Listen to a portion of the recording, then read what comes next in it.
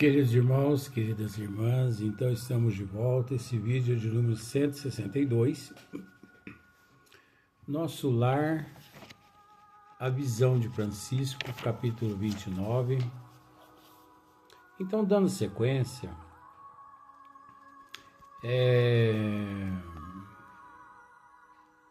Narcisa, que é uma servidora ali, né, naquele departamento, na Câmara de Retificação, ela esclarece André o porquê que Francisco trazia aquele pesadelo. Que monstro seria aquele que ele via constantemente? Mas na verdade não era monstro. Era o corpo físico dele que ele, enquanto preso ao corpo no túmulo, então ficou somatizado na mente dele aquelas lembranças, aquelas recordações, que não existia monstro nenhum. Então vejamos. Por fim, os vermes fizeram-lhe experimentar tamanhos padecimentos que o pobre se afastou do túmulo. Tomado de horror, começou então a peregrinar nas zonas inferiores do umbral. No entanto, os que lhe foram pais na terra possuem aqui grandes créditos espirituais e rogaram sua internação. Então, até aqui nós comentamos, nós já lemos e já comentamos nos vídeos anteriores, Então, sua internação na colônia. Trouxeram-no os samaritanos quase à força. Então, olha só. Trouxeram-no os samaritanos quase à força. Ele, vamos dizer assim, esse paciente Francisco, ele só estava ali em nosso lar na Câmara de Retificação graças à intercessão dos pais dele, que tinham crédito ali na colônia Nosso Lar. Porque se não fosse, ele obviamente ia peregrinar algumas décadas nas regiões umbralinas. É o que a história está nos dizendo. Porque olha só para você ver. Trouxeram-no os samaritanos quase, à força. Para onde vocês vão me levar? Nos acompanhem. Eu não vou. Aí no caso desse aí, eles anestesia e botam o caboclo para dormir e conduz até a Câmara de Retificação devido aos créditos dos pais, devido à intercessão de amigos. Nós já tentamos explicar a respeito das intercessões nos 2 vídeos anteriores a esse de agora. Continua, Narcisa. Seu estado, contudo, é ainda tão grave que não poderá ausentar-se tão cedo das câmaras de retificação. Olha só. Olha que alarmante. Seu estado, contudo, é ainda tão grave, André, que não poderá ausentar-se tão cedo das câmaras de retificação. O amigo que lhe foi genitor na carne, está presentemente em arriscada missão, distante de nosso lar. Olha só, olha aqui. O amigo que lhe foi genitor na carne, né? O pai dele, né? Está presentemente em arriscada missão, distante de nosso lar. Aí, né, pergunta André, e vem visitar o doente? Quer dizer, o pai dele vem visitá-lo? Já veio 2 vezes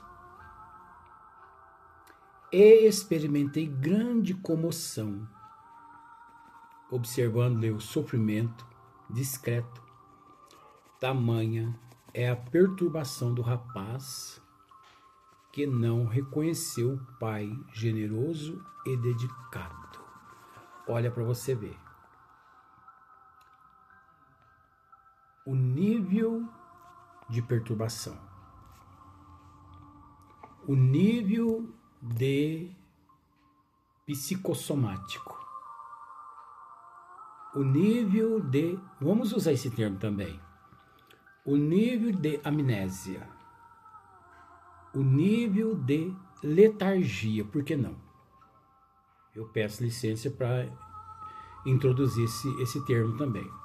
O nível de amnésia, o nível de, né, letargia, porque ele não conseguia,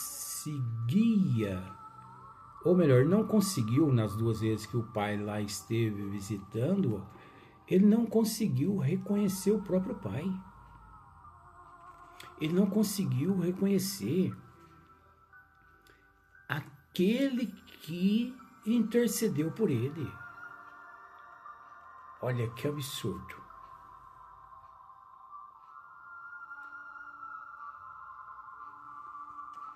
Aí precisamos parar e refletir. Conforme o nosso amigo que está aqui presente, Marcílio Colombaroli, me dizia: encenar-se no palco da vida. Se você quiser anotar isso aí, pode anotar. Encenar-se no palco da vida não é para qualquer ator ou atriz. Tem que estar preparado para encenar-se no palco da vida. Gente, isso aqui não é brincadeira. Estar aqui não é brincadeira. Eu posso dizer a você, com todo respeito, que 1 bilhão de coisas erradas conspira a nosso favor. Aliás, conspira contra a nossa evolução aqui na Terra. Porque para se perder aqui é questão de segundo. Um pensamento é um deslize. Um pensamento. Porque você sabe que o pensamento, ele tem forma. Não tem, Luiz? Tem. Você há de convir comigo que antes deles fazerem essa caneta, criar essa caneta, eles pensaram neste modelo. E o pensamento de quem criou essa caneta a plasmou aqui na Terra, através de uma forma. Então, quem criou essa caneta, ele pensou numa caneta, ele a desenhou no papel, foi criada uma forma, e depois ali vieram os testes, né, até aperfeiçoá-la. Você, por exemplo,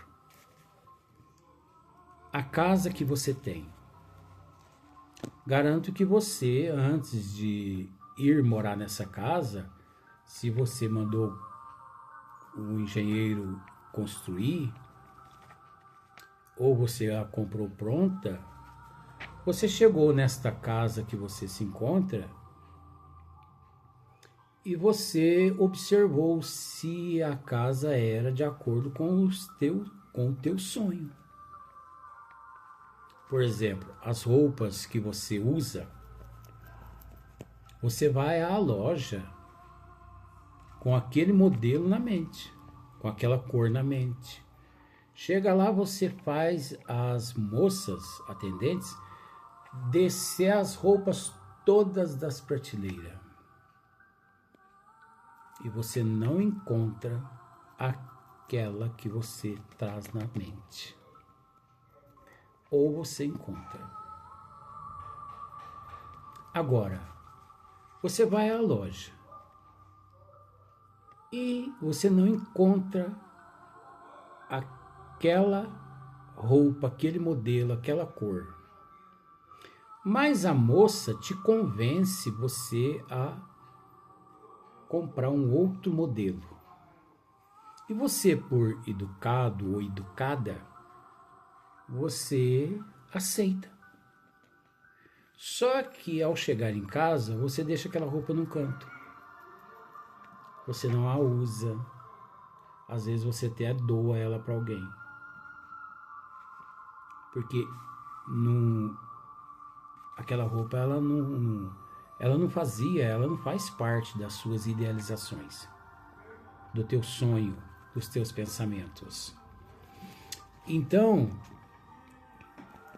para ver como são as coisas, aqui na Terra nós nos perdemos com facilidade imensa. Um olhar, um desejo, uma vontade, né? Uma cobiça, uma paquerada, uma aguinha que o passarinho não bebe, um cigarrinho, uma fofoca, uma piada, falar mal de alguém, apedrejar alguém. Então, olha, eu posso dizer a você que aqui na Terra nós caminhamos descalço em cacos de vidros pontiagudo. Aqui nós temos que pisar devagarinho, com tanta delicadeza sobre esses cacos de vidro, porque senão eles atravessam o pé da gente. Se você corre, você rasga o pé todo. Se você pisa com muita força, os cacos de vidro atravessam os teus pés, né? Sei que aqui a gente tem que ter um jogo de cintura imenso, imenso. Conforme estávamos dizendo, aqui nós temos que ter um jogo de cintura imenso. Então vejamos aqui, olha, vamos dar sequência. Tamanha é a perturbação do rapaz que não reconheceu o pai generoso e dedicado. Gritava, aflito, mostrando a demência dolorosa. Então ele gritava, aflito, mostrando a demência dolorosa. O genitor que veio vê-lo em companhia do ministro Pádua, do Ministério da Comunicação, pareceu muito superior à condição humana, enquanto se encontrava com o nobre amigo que obtivera hospitalidade para o filho infeliz. Demoraram-se bastante comentando a situação espiritual dos recém-chegados dos círculos carnais. Mas quando o ministro Pádua se retirou, compelido por circunstâncias de serviço, o pai do rapaz, me pediu-lhe perdoasse o gesto humano e ajoelhou-se diante do enfermo, tomou-lhe as mãos ansiosas, ou melhor, as mãos, ansioso, como se estivesse a transmitir vigorosos fluidos vitais, e beijou-lhe a face, chorando copiosamente. Não pude conter as lágrimas, e retirei-me, deixando-os a sós. Não sei o que se passou. Em seguida, entre ambos, mas notei que Francisco, desde esse dia, melhorou bastante. A demência total reduziu-se a crises que são agora cada vez mais apagadas. O que acontecera naquele período em que Narcisa se ausentou? Por que esse pai se ajoelhou aos pés ali do filho e beijou-lhe a sua face? Por que será? O que houve ali? O que aconteceu ali? É uma incógnita, mas tendo um pouquinho de conhecimento que temos por lidarmos com essas situações no plano espiritual, quando lá trabalhamos à noite e aqui no corpo físico também, isso quase sempre, esse pai, ele naquele momento, ele trazia a consciência culpada do dever, do compromisso, da responsabilidade não cumprida fielmente aqui na terra para com o filho ou para com os filhos. Porque é do costume nosso aqui na terra transferir a responsabilidade aos professores para que eles eduquem os nossos filhos. Isso é um equívoco. A responsabilidade de educar os filhos são dos pais. A responsabilidade do professor é ensinar. Porque muitos se esquecem que a responsabilidade, aliás, os primeiros professores que o espírito encontra aqui no corpo físico são os pais, a mãe e o pai. Então os pais são os primeiros professores daquele ser que reencarna ali naquele lar, com a responsabilidade total de educá-lo de acordo com os desígnios de Deus. E quantos de nós, pais, aqui na Terra, na condição de pais, de responsáveis, falhamos. Soltamos aquele ditado: a pipa que você dá muita linha, pode ser que você não a recupere mais. Dê para você ver, numa pipa, 500 metros de linha para você ver. Pode ser que você não a recupere mais. Agora, dê uns 50 metros só para você ver. Você mantém a pipa no controle. Peixe, por exemplo. Todo pescador profissional entende disso que eu estou dizendo agora, vou dizer agora. Nunca que devemos dar linha demais ao peixe ali fisgado no anzol. Porque ele vai para um enrosco e ali naquele enrosco arrebenta a linha e você acaba perdendo o peixe. Assim é a mesma situação, filho. A responsabilidade dos pais é enorme, em todo sentido. Em todo sentido. O filho tem o livre-arbítrio dele? Sim, tem.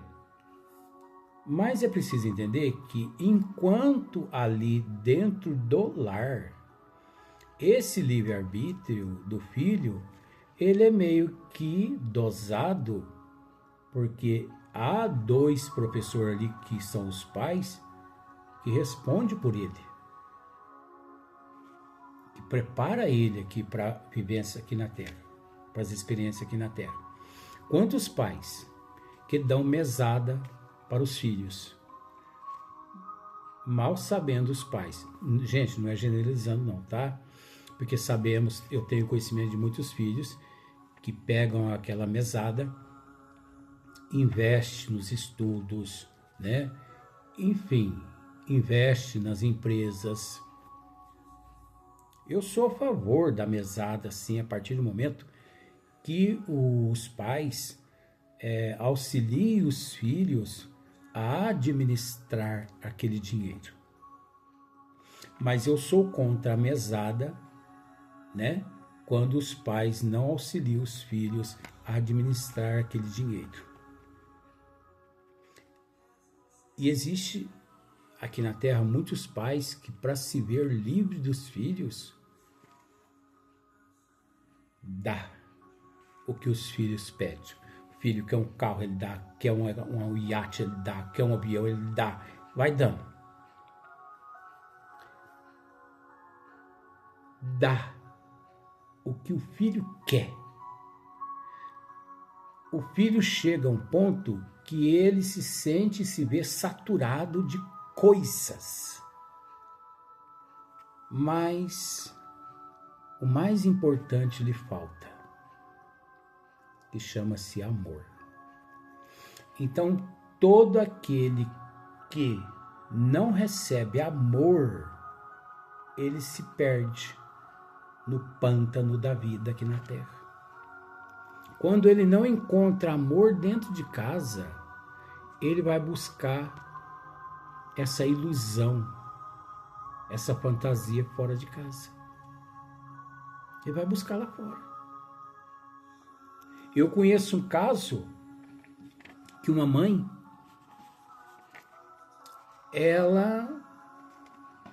na época, ela estava surgindo os cartões de crédito, ela deu, na época, 5 cartões de crédito para o filho dela. Talão de cheque, ele tinha 2, 3 talão de cheque. Ela tinha dinheiro para mandar e desmandar. Um dia, eu, que não tenho nada com isso, mas eu cheguei e falei com ela, falei, Dona Tereza, é um nome fictício que eu estou usando, porque não posso usar o nome verdadeiro da pessoa. Dona Tereza, por que a senhora não toma os talão de cheque do filho da senhora? Por que a senhora não toma os cartões de crédito do filho da senhora? Por que a senhora não toma o carro do filho da senhora? Por que a senhora não faz ele andar num coletivo? Ela falou para mim assim, mas por que você está me dizendo isso? Eu falei, porque a senhora, na condição de mãe, eu também sou pai. Com todo respeito, o dinheiro da senhora só faz o que a senhora quer. E ela me olhando. Mas a senhora sabe que o filho da senhora já sofreu 4 acidentes. O último acidente agora, há 6 meses atrás, ele ficou 20 dias em coma no hospital, Dona Tereza. Graças à imprudência, à irresponsabilidade dele. Ele é muito infantil. Ele ainda não amadureceu. Para ele continuar aqui no corpo físico por mais algumas décadas, porque ele é um menino novo, ele tem 20 anos só, toma o carro, toma o talão de cheque, toma os cartões de crédito. Ela falou assim, ainda bem que você disse uma coisa, Luiz. Eu falei o quê? Que você acabou de dizer que você não tem nada com isso. Então, reconheça que realmente você não tem nada a ver com a nossa vida e cuida da tua vida. Foi tudo bem, mas eu queria deixar registrado mais uma coisa para a senhora. Eu não tenho nada com isso. Estou sendo apenas um porta-voz. Com a minha consciência tranquila, deixo o escritório da senhora aqui, com o dever cumprido. Mas depois, não chore o leite derramado. Tá bom. Eu estava ali sob orientação espiritual. de uma certa forma, respeitando tudo e todos. Mas o que eu não queria de mal a mim e nem a minha família, eu não queria também para o filho dessa pessoa, que eu gostava demais dessa senhora. Continuo gostando ainda. Passou um mês, mais ou menos. Eu estava trabalhando na empresa desta senhora. Passou um mês, mais ou menos, eu chego na segunda-feira para trabalhar e a empresa fechada. Eu não sabia de nada. Perguntei para o vigilante: mas não vai abrir a empresa hoje por quê? Mas você não está sabendo o que aconteceu? Eu falei: não, o que aconteceu? O filho da patroa morreu. Quê? Quase que eu morri ali também. Gente, um mês depois que eu conversei com ela. Me conta esse babado? Ora, esse fim de semana, ele foi sepultado ontem, às 5 horas da tarde, você não ficou sabendo? Jesus, Maria José. Não estou sabendo. E foi um auê na cidade naquela época e eu não fiquei sabendo. Parece que me preservaram desse choque, porque eu realmente levei um choque. Disputando na rodovia com o outro amigo dele, velocidade, encapotou o carro, acharam uma perna 500 metros da outra, cabeça 600 metros do corpo. Sei que depois que sepultaram o corpo, o dono da propriedade ainda chamou o pessoal da funerária para ir lá pegar uma parte do corpo que eles não tinham encontrado. Para você ver a gravidade desse acidente. Tudo bem. Eu não vi ela, mas depois daquele momento, trabalhei mais uns 15 dias na empresa dela, terminou o meu serviço, fui embora, recebi da secretária, fui embora. Passou uns 6 meses mais ou menos, eu estou no mercado fazendo compra, eu e a minha patroa, naquela época eu era casado, que eu viro uma gôndola, dou de cara com a dona Teresa. A hora que ela bateu os olhos em mim, ela sentiu um remorso tão grande que ela baixou a fisionomia, baixou o rosto. Quase que ela guarda o rosto dentro da bolsa e desapareceu da minha frente. Eu ia julgá-la? De forma nenhuma. Eu não ia dizer nem... Eu não disse para a senhora? Não. A própria consciência nossa, gente, é o nosso juiz. A nossa consciência é o nosso juiz. A nossa consciência é o nosso juiz. Então, será que esse pai não agiu, não excedeu, excessivamente? Será que esse pai, nesse exato momento aqui com esse Francisco, será que esse pai não se viu ali, mediante essa situação, culpado por aquele filho ter se perdido no fanatismo ao corpo físico aqui na Terra, dando-lhe linha na pipa, dando-lhe mesadas, não é? Soltando a linha do peixe, para que o peixe se perdesse lá na frente no enrosco? Nós precisamos raciocinar, gente. Ah, mas meu filho merece a mesada. Não estou dizendo que ele não merece. Mas você está dando junto com a mesada, você está dando amor também? Se você está dando mesada e dando amor, continue. Mas se você perceber que não está dando amor, pare com a mesada e dê amor. Porque amor é o combustível da alma. Mesada é perecível. Mesada é um peso a mais que sucumbe o indivíduo até os pântanos. Até o próximo vídeo.